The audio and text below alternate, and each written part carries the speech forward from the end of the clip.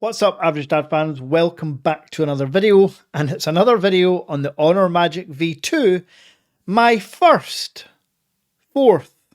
first impressions. Let's go.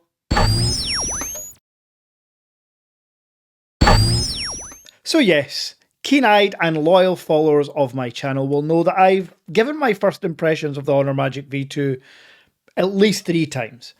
So it should be some form of solace and joy to those that haven't experienced a V2, that even with my 4th unboxing of a V2, I am still gobsmacked as to the look, the feel, the dimensions, just the overall quality of where foldable phones have got to in 2023/4. So all I wanted to do today was talk about my first impressions of, yes, the phone, but also this is the first global V2 that I've had. So I want to give you my first impressions of the software. How the integration of Google seamlessly makes the V2 back up at the top or joint top with the OnePlus Open. So before we talk about the software, I do just want to touch on the extreme dimensions of this Honor Magic V2. So when you take the phone out of the box, I mean, you're just struck. The 4.7mm unfolded device, it's hard to explain. The fact that there's a 120Hz panel, a 5000 milliamp hour battery, a Snapdragon 8 Gen 2 chip, and microphones and cameras, all that somehow fits in to this 4.7mm unfolded device. Now keep that in mind when you hear from other manufacturers that tell you that their device, oh, it can't house a flagship camera setup. Samsung. Yeah, it absolutely can. There's space in there. Now when you fold the device, doesn't get much thicker. It's 9.9mm folded, which is roughly the same as your iPhone 15 Pro Max with a thin case on it. It's about 235 grams in weight. So again, super light when you consider that the folded variant of this phone has a 6.4-inch 120Hz Super AMOLED display as well. Yes, you've got a 7.9-inch screen on the inside and a 6.4-inch screen on the outside. Now both screens are fantastic, a billion colours, LTPO technology. Now you can see here in broad daylight outside, the inner and the outer screen are more than legible. And while I've got it unfolded, a point of reference, look at the crease, or should I say lack of crease. Yes, again, every first impressions video I do, every time I open this device, I am just in awe at the lack of crease. And you can't feel it either. I mean, don't get me wrong, I'm not going to lie and say there's no feeling. You run your finger across it and there's a little bit of an indent. But on most other foldable phones, there's a crevice. Now the speakers are good, viewing content is great. I had a couple of comments asking about how different content looks. So here's how YouTube, Netflix, Disney, and all that looks on the outer and inner screen. My headspace been weaker, it's been waiting for the right day. Like the right day ever comes, now it's Friday and nothing's changed. Mistakes that everyone is making, but I can't change. I'm stuck in reverse like an old Benz. Forgot to tap it up. Now I long for another day where things fall into place. So if you're down, I'll be down. Pack your bags, fill them up. We can go tonight, take a flight to a higher ground. How does that sound? Before I give my first impressions on the global software, I do just want to touch on some other internals. Right now you've got Magic OS 7.2 based on Android 13. However, the Android 14 Magic OS 8 update is coming in February to all Magic V2s. I can also tell you that the Snapdragon 8 Gen 2 chip, while not the newest, it's now over a year old, is more than powerful enough for anything you need to do. And if you enjoy gaming, the outer screen is just like any other candy bar phone, but you want a bit of a bigger canvas, unfold it, a great gaming experience. Now, the software integration. First thing I want to touch on, if you're a Pixel Fold owner, you don't have the issues that has on the V2.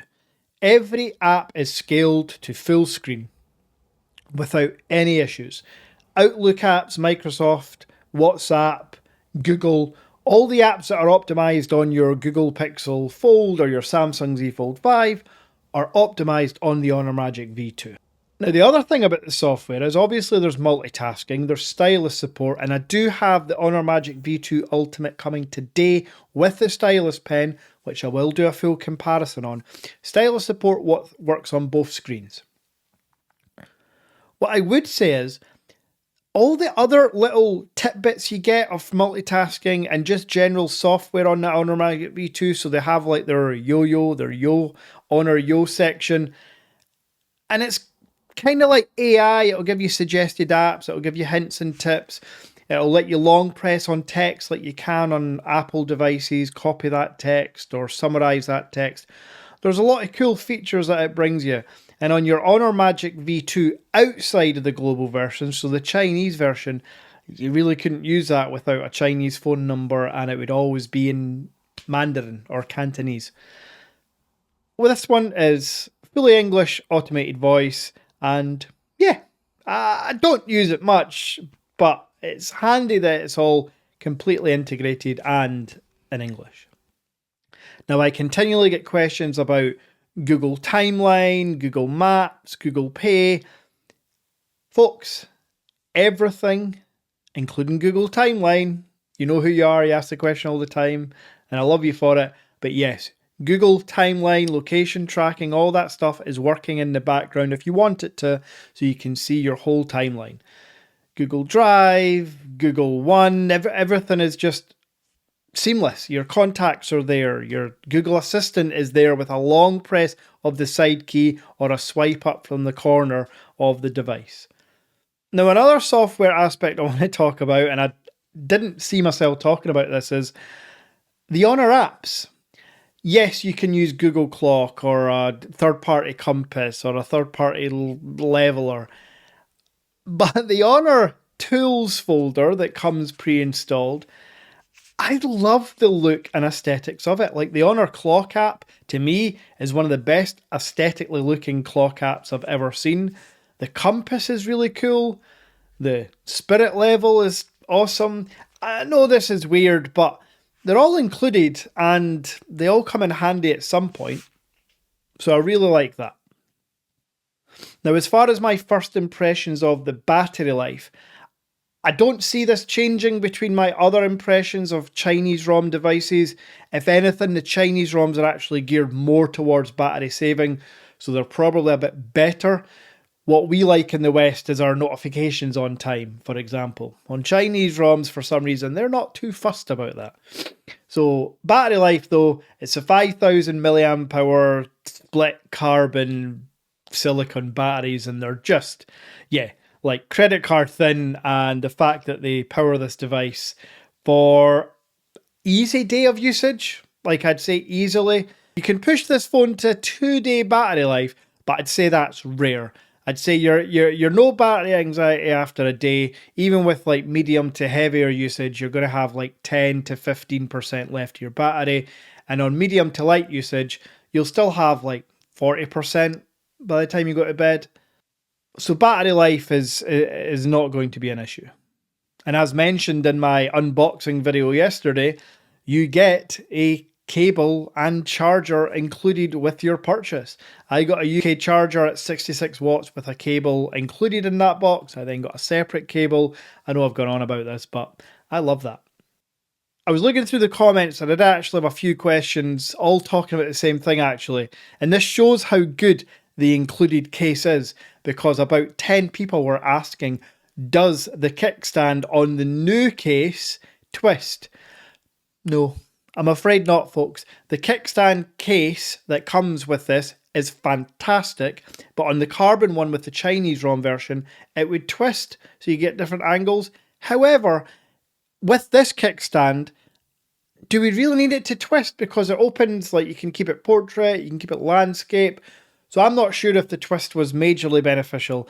And if that influences your purchasing decision, then now you know. The kickstand section of the included case does not twist, but it does have hinge protection. Now I should mention that also included with the V2 purchase is an included pre-installed screen protector on the outside and inside. And if anything goes wrong with the outer or inner screen, in the UK you are getting 6 months of screen replacements and protection with your purchase. That's the inner and outer. Now, a couple of other Google Android features that you cannot get on your Chinese ROM are Android Auto and smartwatch connectivity. I am delighted to say that out the box, these work seamlessly. Wear OS watches connect straight away. You can get your Samsung Galaxy Watch to pair straight away as well. Just download the Wearables app. Huawei Watch, Oppo Watch, everything else will pair. But with the Chinese ROMs, Wear OS and Samsung watches just were no bueno. Most Wear OS, some do, like TicWatch Pro will work for me. This is now, for those going to ask, my daily driver. I can't see it not being my daily driver for quite a while.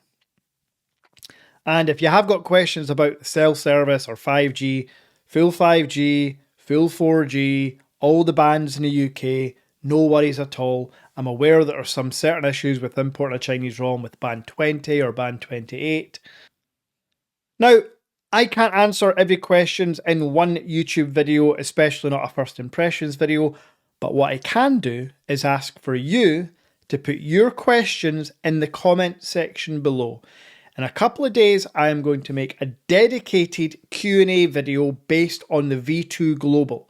I will demonstrate your questions. I'll show you apps working, software features working, hardware features, whatever it is you're asking, I'll try and get to them all. So please leave your comments down below. I've done Q&A videos before and they work really, really well and people seem to appreciate them. So I'm looking forward to doing it with the V2 Global.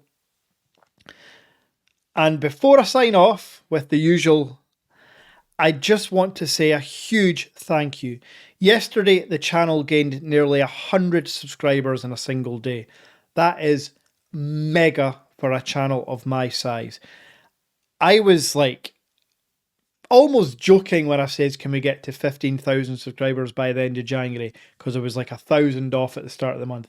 It turns out that with still today and tomorrow to go, we might actually make it to 15,000 subscribers, which is just epic.